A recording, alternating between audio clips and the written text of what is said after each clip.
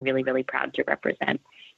So I've been trying to understand the politics of this district a little bit. Looks like it sort of flipped back and forth. And Sure did. in 2016, it went Republican pretty heavily, as most of West Virginia did. So could you talk a little bit about what your plan is for winning this district, what you see as your path to victory? Sure.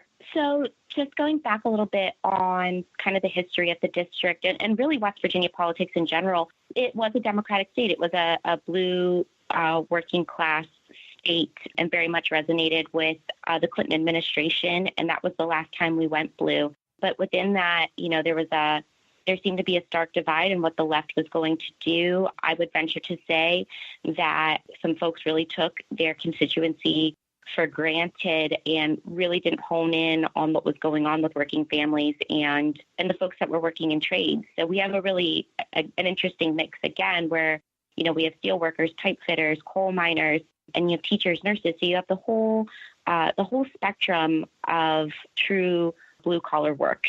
And somehow these folks were still getting left out in the cold. Prior to my running, folks really prided themselves on being moderate or even conservative-leaning Democrats. So what really shook people up when I ran was that I am overtly progressive. And I was told time and time again that doesn't work in the state of West Virginia. There's no such thing as movement politics in West Virginia. And I staunchly disagreed. Now, in 2016, you're right, it definitely went in the other direction. And it was about a 60-40 split, depending on where you look. And for me, it really came down to, yes, there was a bit of a trickle-down effect from the top down. But in reality, what that said to me is that I need to make sure that I'm at people's doorsteps, that I am meeting people and I am breaking down that brand that is frankly damaged about what the left is like. When you hear conversations, they are pretty divisive at this point. It's not cool to be a Democrat in the state of West Virginia.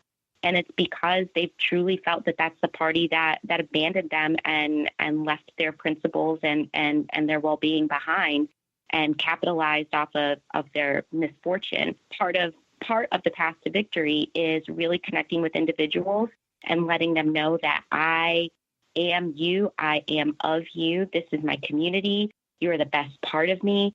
And, we are out here to actually fight for you. And there's no way that I'm going to mince words with folks. This is going to be tough. But that being said, what a lot of my strategy has been around, and I've really shifted campaign operations in a serious way to be about field. And what I mean by field is direct voter contact. Prior to getting on the phone with you guys, I spent hours on the door today. So I'm getting up at probably 4 and 5 o'clock in the morning to get my work done. I still have to work full time through all of this. Then I try to attend as many events as I can for my community to really be a part of the fabric and continue to listen to folks how I always have been in my town. And then I get on the doors, and I get on those doors because not everyone, is engaged in that same way. Not everyone attends those meetings, and I staunchly believe in meeting folks where they are. You can't connect with people if you don't go see where they're living, how they're living, and what their concerns are. And to that effect, I've really had these deep conversations with folks to where they hadn't voted, they had lost faith in their government structure, and they said, damn it, Sammi, I've never felt this way before. I will definitely come out and vote. I don't know what it is about you, but I think you'll actually fight for me. And that's an awesome feeling. Yeah, that's really exciting. So you mentioned growing up in a union household, and I know that you worked for the AFL-CIO at one point, and your campaign has been endorsed by a lot of different unions. And so I was wondering if you could talk a little bit about the state of workers' rights in West Virginia and sort of what you would like to see happen to improve those rights. So if in the past year, you may have seen this incredible movement of public employees that, I mean, there's no other way to say it, guys. Like, that's what democracy looks like. Like, that's what a grassroots movement looks like. And they fought back against the legislature that told them that they were not entitled to a pay raise that was long overdue and full benefits. And that really was kind of the story of what workers' rights and working families have been going through in the state of West Virginia for a while now. As an organizer, one of my first feats was, within 72 hours of the opening day of legislature, they had repealed a slew of workers' rights. They implemented a right-to-work legislation. They repealed prevailing wage. They wanted to repeal coal miner safety. So just thing after thing, right to the crux of what makes our households work across the state. They just decimated within 72 hours. And I've personally never seen anything like it. And frankly, that's what happens when there's a lot of power slanted to one side. There was no compromise to be had, and the agenda was executed flawlessly. Since then, we've been fighting back, and it's really come down to mobilizing of people and protest action. And that does happen to be my specialty, direct action and peaceable action. And most notably in the past year, when we were fighting back against the repeal and replace plan for ACA, we had to mobilize at mass to make sure that at least Senator Manchin went our way. And we were successful in that feat. So I'm really, really proud of that. But what it says to me is that there is a top-down agenda, and it's being portrayed as beneficiary to individuals because it benefits corporations. Corporations, quote unquote, create jobs. I, however, have a very reverse philosophy on that. No business can be perpetuated without working folks, whether it's they work the business or they are the consumer of that business. And those individuals can't participate unless they are surviving and thriving in their home state. Otherwise, they will leave in mass exodus in order to patron another state. And we see that. We see that in the way that there has been a decline in population. We don't have a single city over 50,000 individuals in the state of West Virginia.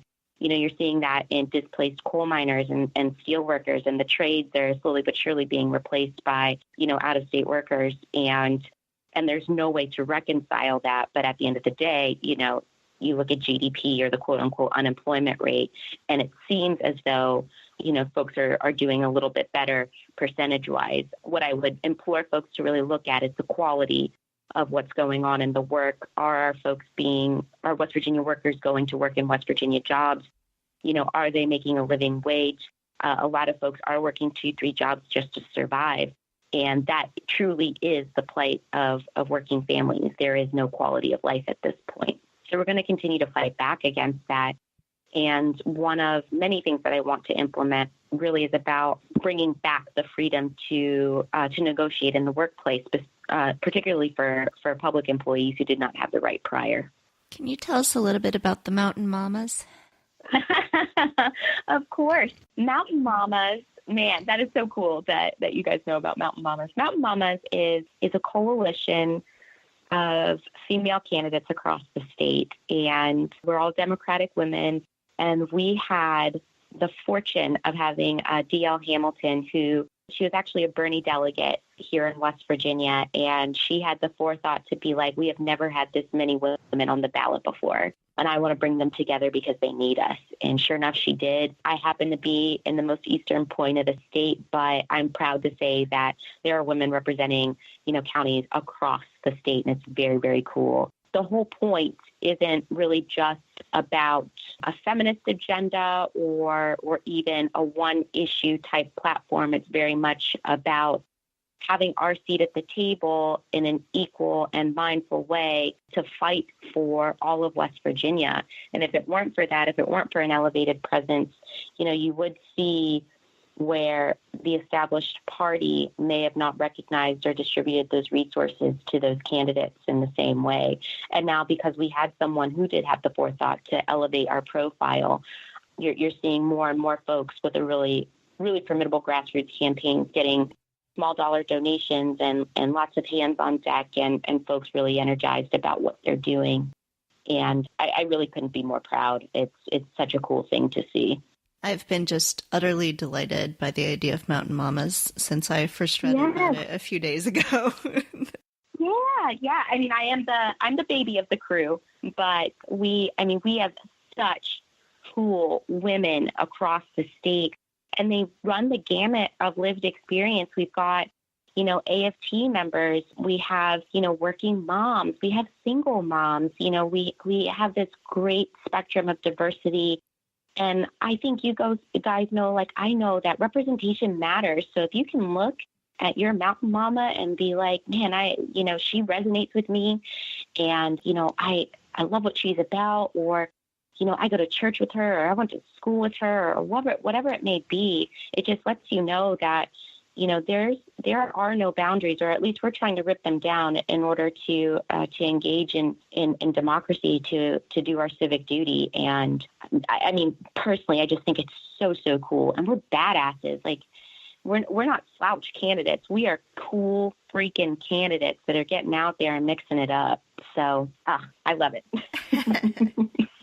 Is there anything else that you want to make sure that we talk about? I think for me, this candidacy and this campaign, it's just so unique in the fact that our legislature doesn't have people of color. It doesn't have young people. It doesn't have folks under a certain level of income. And I think really what it's come down to is there is this real living, breathing platform that's truly about creating an economy that works for all of us. And it's coming from a faction of the population that had been previously written off, at least as far as government standards. And, having that and checking all of those boxes, it's been tough. It's a tough race. It's been it's been tough to navigate the established party. But if it opens doors for other people to do the same thing, for them to say, Sammi did it, and Sammi was a disruptor in a system that I didn't believe in, and I want to do it too, then all the better. I will gladly take that, and I will run with it for the next, 60 days. So this isn't just about 2018. This is building real people power. And I think there's a lot of folks that have that in their heart. And that's truly the premise of why I'm doing this thing. There's so many people that need a seat at the table. And since they wouldn't give us one, we brought our own folding chair. If our listeners would like to help your campaign, how can they do that? Oh, man. First off, that's such a cool concept, and I'm truly grateful. You can reach out to the campaign at sammibrown.com or on any social media platform. We're on Facebook, Twitter, Instagram at See Sammi Run, and we'd love to have you. This is a campaign that's truly built on people power, and there is no small time or small task that isn't greatly appreciated as far as this campaign goes. So please join our movement. Excellent. We'll put links to that up on our website as well. Sammi, thanks so much for running. It's truly admirable, everyone who's still working full-time jobs and knocking doors. And I think it's such important work, and I'm really grateful that you're doing it. I'm grateful for you guys. Thank you. And thanks for coming on and talking to us at the end of a long day. I think it's so exciting to hear about different kind of candidates and sort of change our notion of what West Virginia politics looks like. Yeah, we are definitely out to shift the norms here. But know that I'm grateful for you guys for, shedding light on my home state, the place I love, the place I call best Virginia, and I'm eternally grateful for you guys. So keep kicking ass and taking names, please. You too. Thanks for listening to Two Broads Talking Politics. Our theme song is called Are You Listening? Off of the album Elephant Shaped Trees by the band Immunuri, and we're using it with permission of the band. Our logo and other original artwork is by Matthew Weflin and was created for use by this podcast.